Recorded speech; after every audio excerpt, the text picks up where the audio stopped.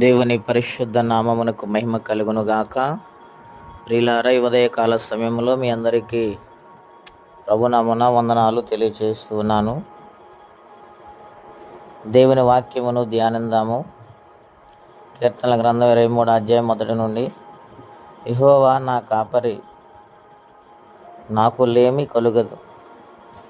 పచ్చిగల చోట్లను ఆయన నన్ను పరుండజేయుచున్నాడు. శాంతికరమైన జలముల యొద్ద నన్ను నడిపించుచున్నాడు. నా ప్రాణమునకు ఆయన సేద తీర్చుచున్నాడు. తన నామమును బట్టి నీతి మార్గములో నన్ను నడిపించుచున్నాడు.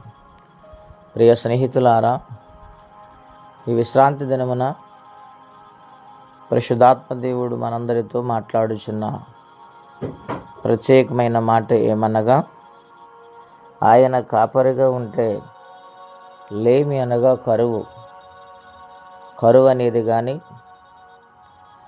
ఎటువంటి లోటు అనేది కానీ ఉండదని ఇక్కడ భక్తుడు తెలియజేస్తూ ఉన్నాడు. రెండవదిగా, ఆయన కాపరిగా ఉన్నప్పుడు సర్వసమృద్ధి కలిగిన ఆహారమును పచ్చిక గల చోట్ల నడిపించుచుంటాడు ఆయన కాపరిగా ఉండి. రెండవదిగా, శాంతికరమైన జలముల యొద్దకు అని అంటూ ఉన్నాడు. అంటే సమృద్ధైన ఆహారము, నెమ్మది కలిగిన జీవితము,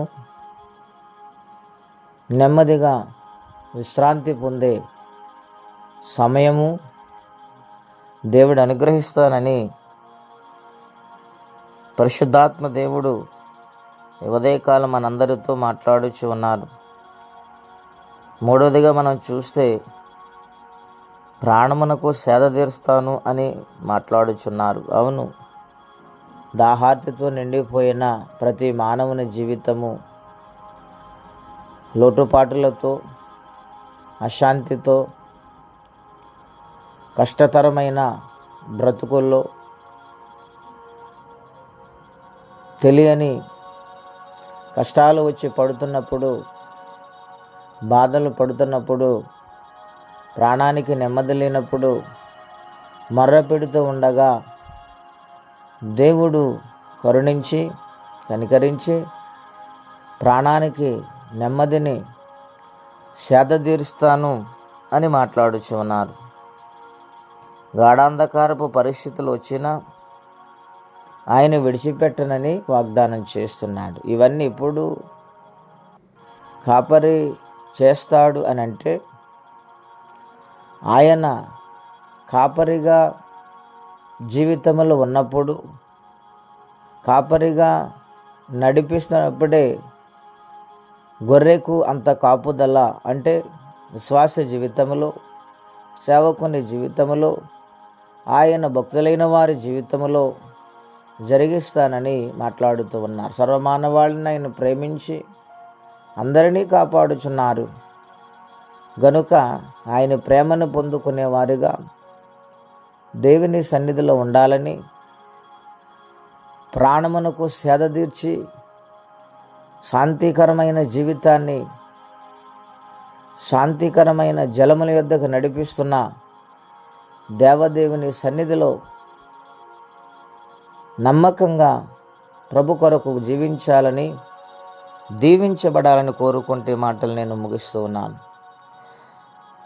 ప్రార్థన. పరిశుద్ధుడు అయిన మా తండ్రి, ఘనమైన మీ నామం కొరకై స్తోత్రం చెల్లిస్తున్నాం. ఉదయ కాలము 23వ కీర్తన ద్వారా మాతో మాట్లాడుతూ వచ్చారు.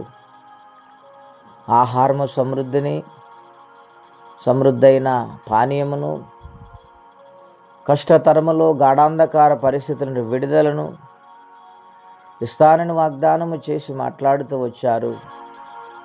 నాయన, నీ మాట అంత శక్తివంతమైనది, మీ ప్రేమ అంత గొప్పది. దాన్ని పొందుకొని మీ కొరకు బ్రతుకు వారిగా, మీ యొక్క సన్నిధానములో పొందుకునే వారిగా మేముండులాగున మీ సహాయము సన్నిధి సమృద్ధిగా ఇచ్చి మహిమ తెచ్చుకోమని, ఈ విశ్రాంతి దినము దీవెనకరంగా మార్చమని యేసుక్రీస్తు వారి పుణ్యనామములో ప్రార్థించి వేడుచున్నాము తండ్రి. ఆమేన్. దేవుడు దీవించునుగాక. ఆమేన్.